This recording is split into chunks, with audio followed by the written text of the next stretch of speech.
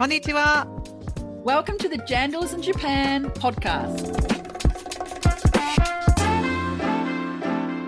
We have had cookie time before, actually, on episode 5 back in 2022.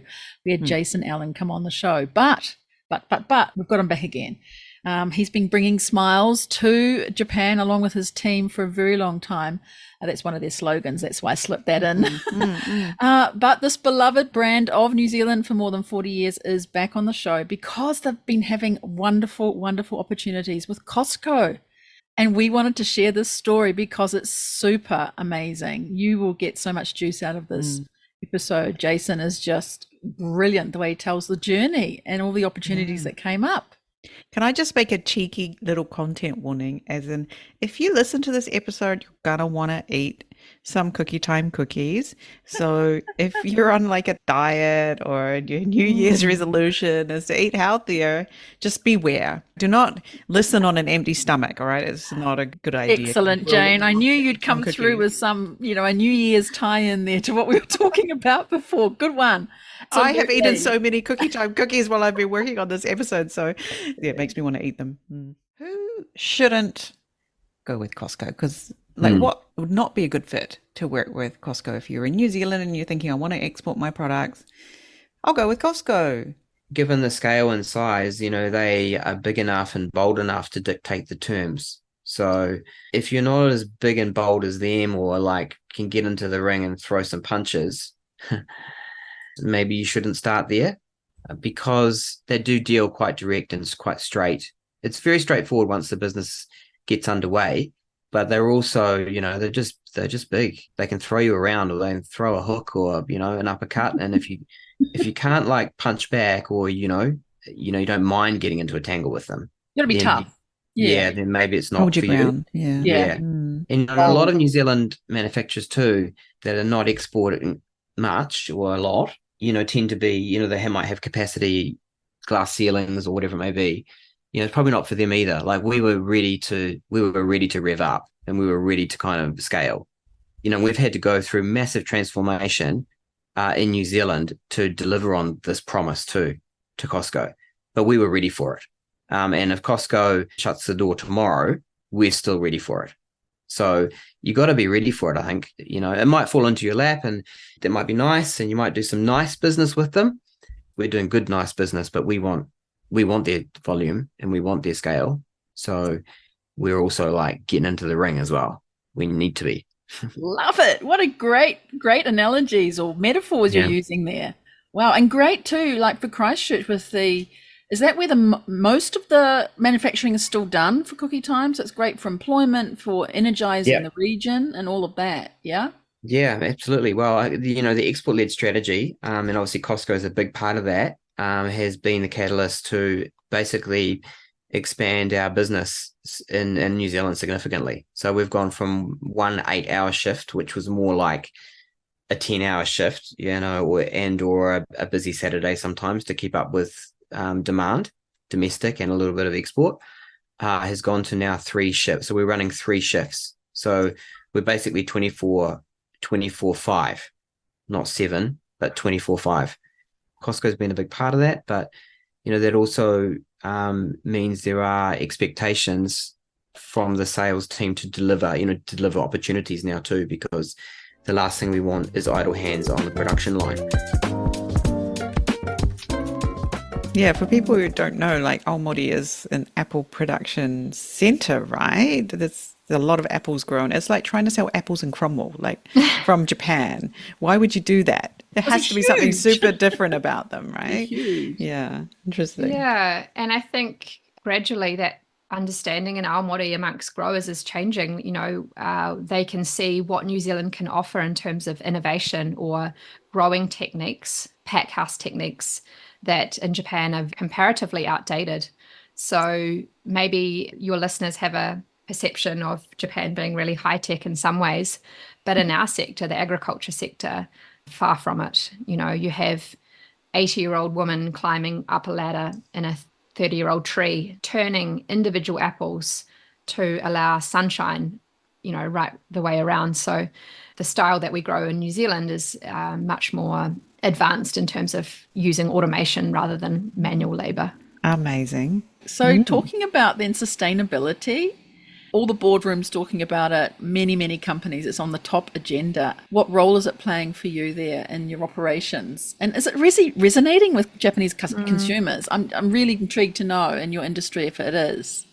Yeah, I think it is starting to resonate with Japanese consumers, but perhaps the definition of sustainability is different to what you might define. So perhaps something like packaging or plastic use in packaging is not as important for a Japanese consumer, but more important for them when they think about sustainability is things like the soil health or the sprays used on the orchards, the safety of the product. I guess one of the challenges, particularly in the packaging space, is that it adds extra cost. And we've started to have conversations with a couple of large retailers in Japan who were interested in changing from plastic to cardboard.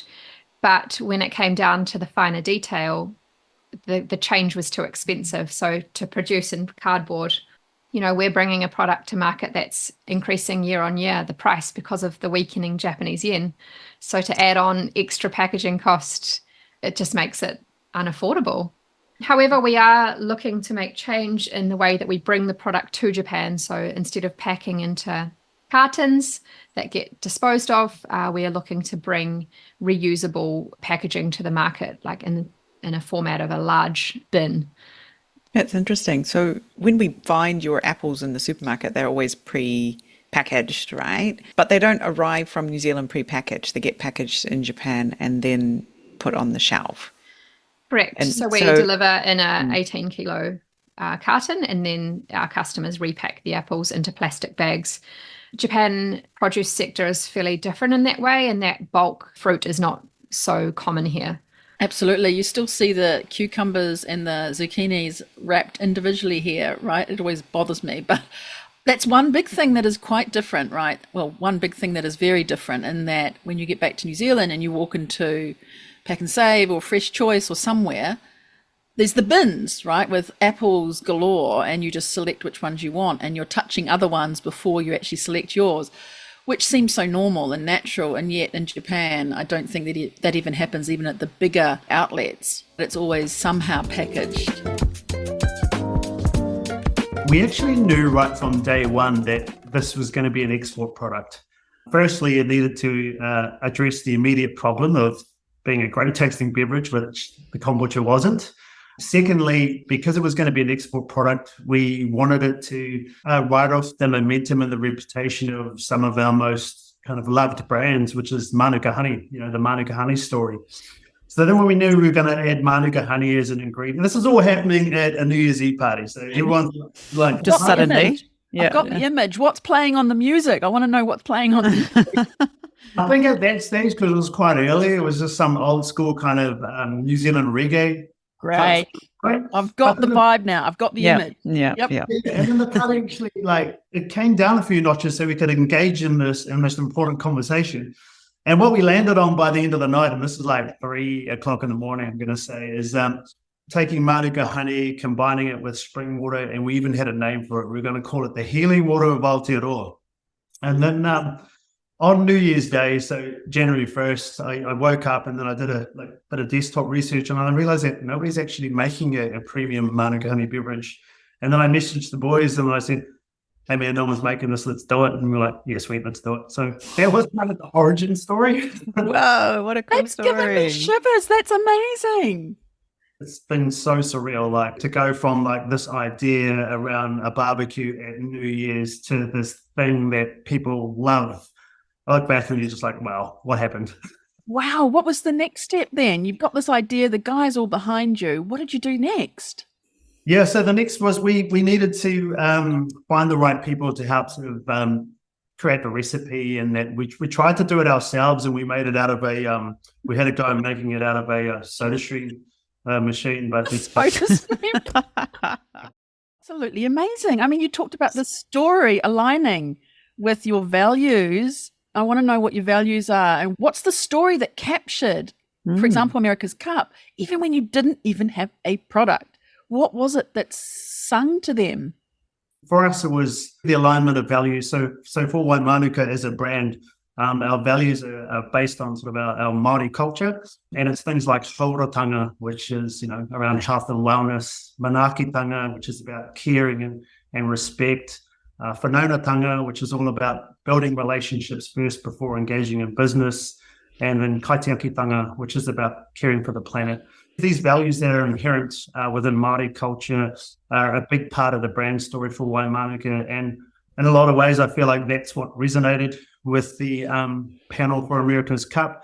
That and the fact there's like some guys in a whakatane, they have no industry knowledge or background, and yet they've made this beverage and they've got global aspirations for it. I think that people love the authenticity and even a sense of naivety about what you're getting yourself into.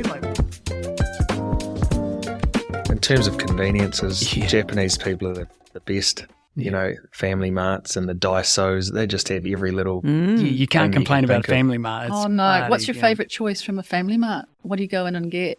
I get the same thing every time. I always wonder what he gets. I get onigiri. I just love being able to buy a can or two of beer at a family mart, to be honest. You can't do that at a dairy back in New Zealand. Sneaky beer. Good honesty. Right. Good honesty, right? I'm a shocker for Coke Zero egg sandwich that comes in the little squares. They're like pre-made. Oh, not the triangle ones. The square ones. And then tuna mayo, brown rice onigiri, and maybe on a treat night the cream puff, the cabinet cream puff. They are the custard and vanilla. That is just the shoe cream. I've got to really stay away from those. If there's one there looking at me, I'm all over. Have you got a really good Japanese word or a couple of words that you love to use, and do you know what they mean? And quite like... We use daijabu heaps. Oh, when do you use it though? Yeah. Like on the field or at home or out and about, or it's pretty much when people are worried about you? In New Zealand, if you ask, "You all good?" It's pretty much just one word to answer. We get asked if we're okay a lot. Like people must think when we're the translations and the things, and they go, "You're right." You're like, Yeah. That's part of the love that Japan, and I think Japanese people have for you, is they always want to make sure that you're okay. So part of that would be daijoubu, I played with Fumiaki Tanaka at the Highlanders. Oh, yeah. And he taught me very good, I think it is, and tote mo I. So I say that when the boys do something, and they're like, nice. "Oh." Yeah, and then they start talking to me, and I'm like, No. and that's tasty, or korewa oishii desu. I say that a lot. Perfect. I'll teach you one. Izo. Izo. That's really good. Izo. Oh, yeah. Izo. And it's very masculine. It's kind of Nice. awesome, Yeah, it's like isn't a it? guy. It's an awesome. Yeah. Izo. Izo. I try to Like learn some rugby is kind ones. of Ine. girly. Oh, is it? A bit Yeah. girly, but Izo Yeah. is a Oh, very yeah. You've got to watch masculine. the girly ones. Yeah. Hidden talents outside rugby. We're getting towards the end of our chat today, but I just want to do a quick fire round. We're very sporty. As Aaron said, growing up, we gave most sports a crack. Anything to probably get a day off school. You got sports Volleyball exchange or and all cricket that. or Yeah. so we're right into that. Yeah. Aaron can sing, can dance. I cannot see. Oh, actually, your yes. rendition of 10 No, guitars no. was Oh my God, excellent. I that didn't is know the fun. camera was filming. Oh, So yeah, you good. I used to be a did, hairdresser. I can cut hair. Like men hair. I used to be able to do men and women hair, but it's been a long time. Oh, really? Yes, I did that for 2 years out of school. Trained to be a Well, I hairdresser. didn't know yeah. that. But he won't cut my hair, unfortunately. Yeah. Okay, there's a I Too might reason. scared too. or... I think I've No, tried I've asked him once. to, but he's... Long time ago, but it was he had a different haircut then. It wasn't like that. And best piece of advice you've ever received? My mum always said, "Dream big, Aaron. You can be whatever you want to be," and then you end up not believing it, but you kind of it's not unfathomable. And I think a lot of my success came down to dreaming big enough to set goals that were lofty. But every time I reset my goals, they got loftier and loftier. Because if you just go, "I want to be an All Black," but you got to. You might fall What's the short. first step? What are right? the steps? Mm. Yeah. But ticking off, I like that feeling. Dreaming big, setting big. goals, tick something off. Thank What's you. next? Love that. Yeah. On the topics of mothers and grandmothers, Nana Mary and Mum would always just say, "Just give it your best."